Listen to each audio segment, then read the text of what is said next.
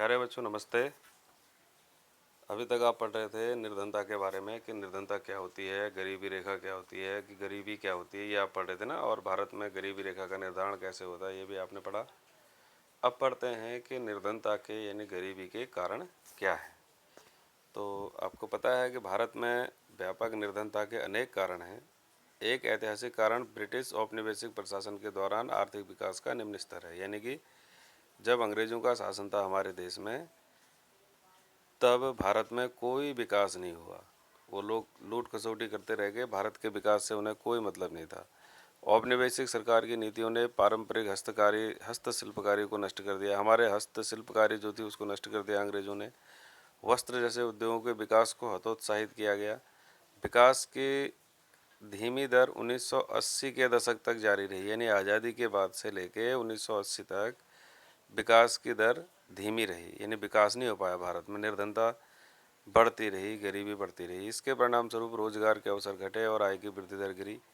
इसके साथ साथ जनसंख्या में उच्च दर से वृद्धि, जनसंख्या बढ़ती चली गई, निर्धनता गरीबी बढ़ रही थी और जनसंख्या बढ़ रही थी। इन दोनों ने प्रति व्यक्ति आय की समृद्धि दर को बहुत कम कर दिया। आर्थिक प्रगति को बढ़ावा और जनसंख्या नियंत्रण दोनों मोर्चों पर असफलता के कारण निर्धनता का चक्र बना रहा। थोड़ा सा चेंज हुआ जब सिंचाई और हरित क्रांति, जब हरित क्रांति आई भारत में। हरित क्रांति के प्रसार से कृषि क्षेत्र में रोजगार के अनेक अवसर सृजित हुए। आप लोग पढ़ेंगे हरित क्रांति के बारे में, आपको पढ़ाऊंगा बाद में।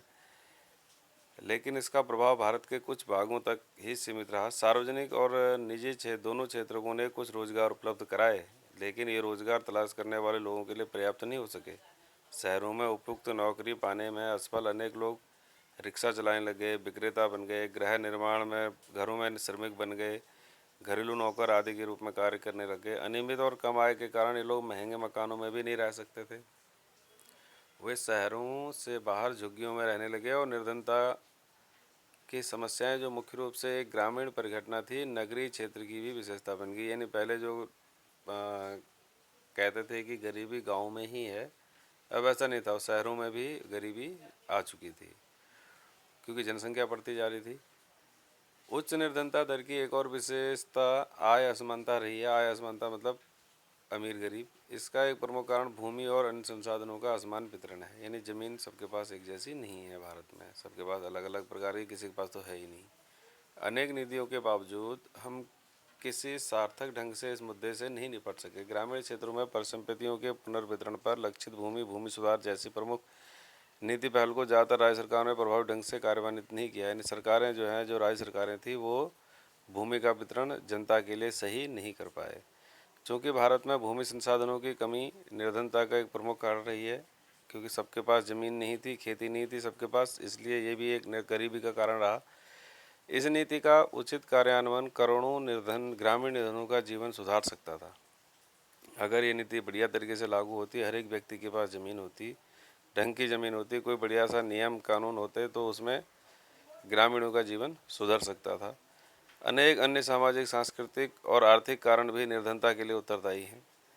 अंतर्निहित अति निर्धनों सहित भारत में लोग सामाजिक दायित्वों और धार्मिक अनुष्ठानों के आयोजनों में बहुत पैसा खर्च करते हैं। छोटे किसानों को बीज, उर्वरक, कीटनाशकों जैसे कृषि आगतों की खरीदारी के लिए धनराशि की ज़रूरत होती है। चूँकि निर्धन कठिनाई से ही कोई बचत कर पाते हैं, वे इसके लिए कर्ज लेते हैं और निर्धनता के चलते भुगतान करने में असमर्थता के कारण वे ऋणग्रस्त हो जाते हैं। और अत्यधिक ऋणग्रस्तता निर्धनता के कारण और परिणाम दोनों हैं। अब सरकार ने इस निर्धनता को दूर करने के लिए क्या उपाय किए? कुछ उपाय तो हमने जनता ने किए, लेकिन कुछ सरकार ने किए। अब सरकार ने क्या किया? सरकार ने कुछ प्रोग्राम चलाए, जैसे कि आप लोग जानते हैं कौन कौन से चलाए। निर्धनता उन्मूलन के लिए एक रणनीति बनाई।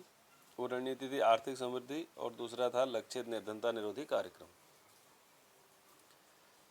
आपको मैंने बताया कि 1980 के दशक तक, यानी आज़ादी के 30 वर्षों तक भारत की प्रति व्यक्ति आय में कोई वृद्धि नहीं हुई।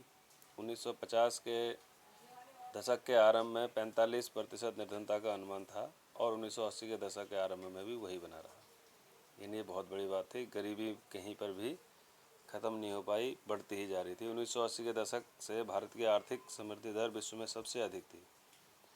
समृद्धि दर 1970 के दशक के करीब 3.5% के औसत से बढ़कर 1980-90 के दशक में 6% के करीब पहुंच गई। विकास की उच्च दर ने निर्धनता को कम करने में एक महत्वपूर्ण भूमिका निभाई। इसलिए यह स्पष्ट होता जा रहा है कि आर्थिक समृद्धि और निर्धनता उन्मूलन के बीच एक घनिष्ठ संबंध है।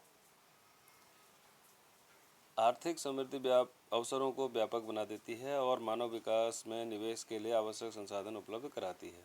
यह शिक्षा में निवेश से अधिक आर्थिक प्रतिफल पाने की आशा में लोगों को अपने बच्चों को लड़कियों सहित स्कूल भेजने के लिए प्रोत्साहित करती है। यानी पहले लोग लड़कियों को स्कूल नहीं भेजते थे। तथापि यह संभव है कि आर्थिक विकास से सृजित अवसरों से निर्धन लोग प्रत्यक्ष लाभ नहीं उठा सके। इसके अतिरिक्त कृषि क्षेत्र में समृद्धि की अपेक्षा से बहुत कम रही। निर्धनता पर इसका प्रत्यक्ष प्रभाव पड़ा, क्योंकि निर्धन लोगों का एक बड़ा भाग गांव में रहता है और कृषि पर आश्रित है। अब इसके लिए गवर्नमेंट ने, हमारी सरकार ने कुछ योजनाएं चलाई। पहली थी महात्मा गांधी राष्ट्रीय ग्रामीण रोजगार अधिनियम 2005। इसको कहा गया मनरेगा। मनरेगा जो आजकल आप लोग देखते हैं, आजकल मनरेगा भी चल रहा है। हर गांव में हर प्रधान जो है मनरेगा से काम करा रहे हैं। मनरेगा में गांव के लोग मिलकर काम करते हैं, है ना।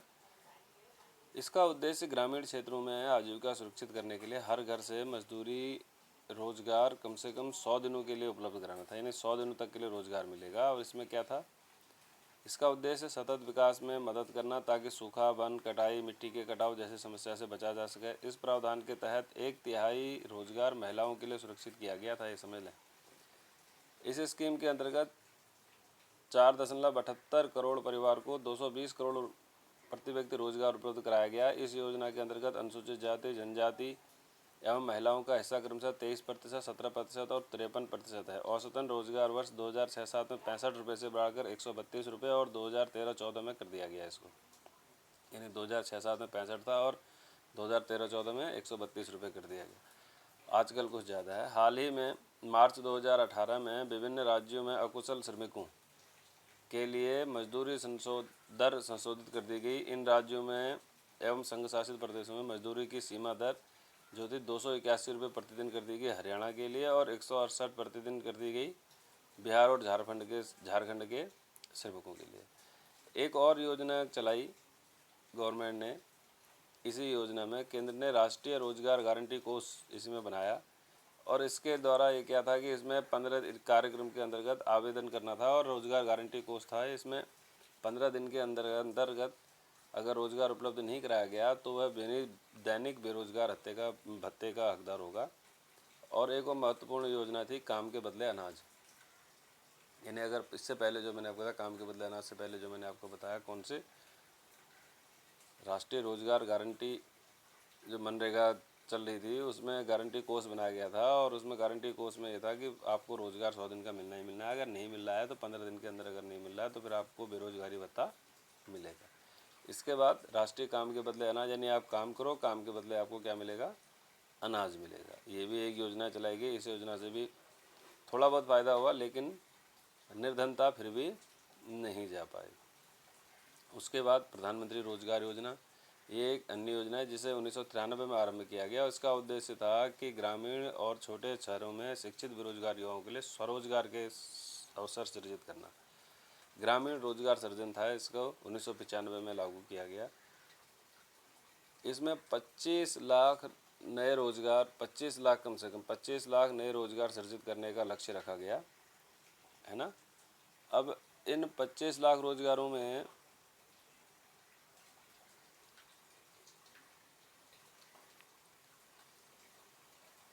कितनों को रोजगार मिला, ये 10वीं पंचवर्षीय योजना की बात थी। अब ये फिर भी काफ़ी लोगों को इसमें रोजगार मिला। उसके बाद स्वर्ण जयंती ग्राम स्वरोजगार योजना 1999 में आरंभ की गई। योजनाएं गवर्नमेंट ने बहुत सारी चलाई, सरकार ने, ताकि गरीबी कम हो सके। 1999 में स्वर्ण जयंती ग्राम स्वरोजगार योजना चलाई। उसके बाद आई प्रधानमंत्री ग्रामोदय योजना। यानी जो स्वर्ण जयंती ग्राम स्वरोजगार योजना थी वो क्या थी, उसमें निर्धन परिवारों को स्व सहायता समूह में संगठित कर बैंक ऋण और सरकारी सहायिकी के संयोजन द्वारा निर्धनता रेखा से ऊपर लाना था। अब दूसरा है प्रधानमंत्री ग्रामोदय योजना। इसके अंतर्गत क्या है, सन 2000 में शुरू हुई और इसमें प्राथमिक स्वास्थ्य, प्राथमिक शिक्षा, ग्रामीण आश्रय, ग्रामीण पेयजल, ग्रामीण विद्युतीकरण, इन चीज़ों पर ज़्यादा ध्यान दिया गया है ना। जैसे मूलभूत सुविधाओं के लिए केंद्रीय सहायता प्रदान की गई। और एक और अन्य योजना थी अंत्योदय अन्न योजना। ये अंत्योदय अन्न योजना हम अगले पाठ में पढ़ेंगे, खाद्य सुरक्षा वाला, उसमें आपको अंत्योदय अन्न योजना के बारे में विस्तार से बताया जाएगा।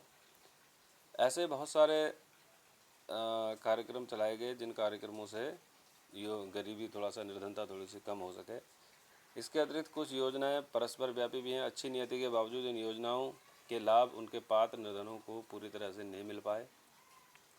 इसलिए हाल के वर्षों में निर्धनता उन्मूलन कार्यक्रमों के उचित परीक्षण पर अधिक बल दिया गया। अब भावी चुनौतियां क्या हैं, भविष्य के लिए हमारी चुनौतियां क्या हैं। भारत में निर्धनता में निश्चित रूप से गिरावट आई है। ऐसा नहीं है कि गरीबी वैसी की वैसी रही, अब गरीबी बहुत कम है भारत में।